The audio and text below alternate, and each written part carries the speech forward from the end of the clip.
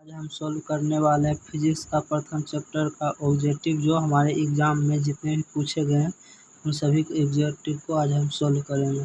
सबसे पहला क्वेश्चन है, विद्युत क्षेत्र E तथा विद्युत विभव V के बीच संबंध क्या होता है? तो -dV/dx होता है। किसी माध्यम की अपेक्षित परिवर्तनता ER बराबर जो होता है ε/ε0। आवेश का पृष्ठ घनत्व बराबर होता है कुल आवेश बटा कुल क्षेत्रफल। पानी की परावैद्युता की स्थिरांक जो होती है वो 80 होती है। हवा में ER का मान जो होता है 1 होता है। यदि आपको निर्वात में पूछेगा ER का मान कितना होता है तो अनंत होता है। विद्युत क्षेत्र में एक आवेशित कण पर लगने वाला बल क्या होता है? तो इसका राइट आंसर F बराबर होता है Q/E होता है। इसका राइट आंसर Q/E, या आपसे बोलते हैं Q/E भी बोल देता है। अब 1/4πε0 का मान क्या होगा? तो इसका राइट आंसर जो होगा 9 × 10⁻9 न्यूटन मीटर स्क्वायर पर कूलम स्क्वायर होता है।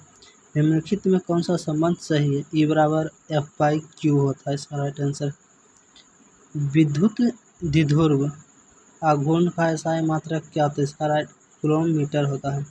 विद्युत फ्लक्स का एसआई मात्रक क्या होता है? इसका वोल्ट मीटर होता है। संबंध Q बराबर NE में निम्नलिखित में कौन N का मान संभव नहीं? कहने का अर्थ यह हुआ था कि क्वांटीकरण में कौन सा मान संबद्ध नहीं होता। तो आप लोग को पता होना चाहिए कि ये जो होता है पूर्णांक गुणज होता है अथवा दशमलव में नहीं होता। तो ये हमारा जो दिया गया है ऑप्शन में एक दशमलव जो कि पूर्णांकी गुणज नहीं थी। इसका राइट आंसर C हो जाएगा। आवेश की बीमा क्या है? तो इसका राइट आंसर 80 हो जाएगा। निम्नलिखित में किस राशि का एसआई मात्रक वोल्ट मीटर होता है? तो इसका राइट आंसर होगा विद्युत क्षेत्र। ε0 का एसआई मात्रक क्या होता है? फैराडे पर मीटर। किसी गोलीय पृष्ठ के अंदर यदि +Q आवेश रख दिया जाए तो संपूर्ण पृष्ठ से निकलने वाला विद्युत फ्लक्स कितना होगा? तो इसका राइट आंसर जो होगा हो जाएगा Q/ε0। आवेश का पृष्ठ घनत्व का एसआई मात्रक क्या होता है? तो इसका एसआई मात्रक होता है कूलम प्रति मीटर स्क्वायर।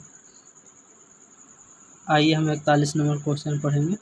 दिए गए चित्र यदि आवेश Q पर कुल प्रभावी बल 0 हो तो Q/Q का मान होगा। तो इसका राइट आंसर जो हो जाएगा 41 का वो हो जाएगा A √2। जब किसी वस्तु को आवेशित किया जाता है तो उसका द्रव्यमान बढ़ भी सकता है घट भी सकता है। किसी आवेशित खोखले गोलाकार चालक के भीतर विद्युत तीव्रता का मान होता है। तो हम लोग जानते हैं आवेशित खोखले गोले का अंदर। इसका राइट आंसर हो जाएगा C नंबर। P आघूर्ण वाले एक विद्युत द्विध्रुव E होता है हमारा विद्युत क्षेत्र। तीव्रता वाले विद्युत क्षेत्र में रखा जाए तो उस पर लगने वाला टॉर्क होगा। तो इसका राइट आंसर होता है P/E।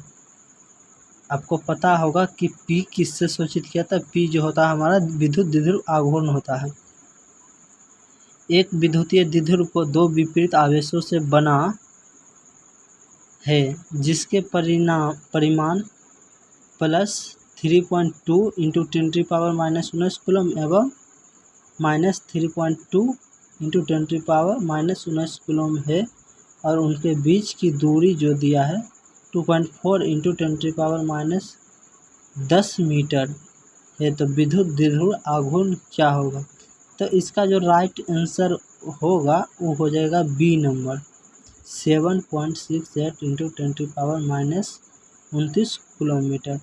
एक आवेशित चालक की सतह के किसी बिंदु पर विद्युत क्षेत्र की तीव्रता जो होती है वह सतह के लंबवत होती है।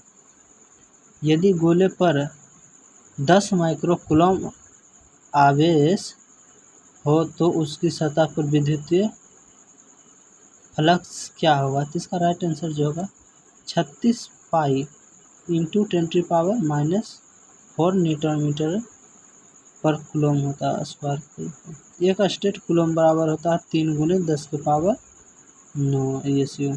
स्थिर विद्युत क्षेत्र होता है, हम लोग जानते हैं स्थिर विद्युत क्षेत्र संरक्षीय होता है।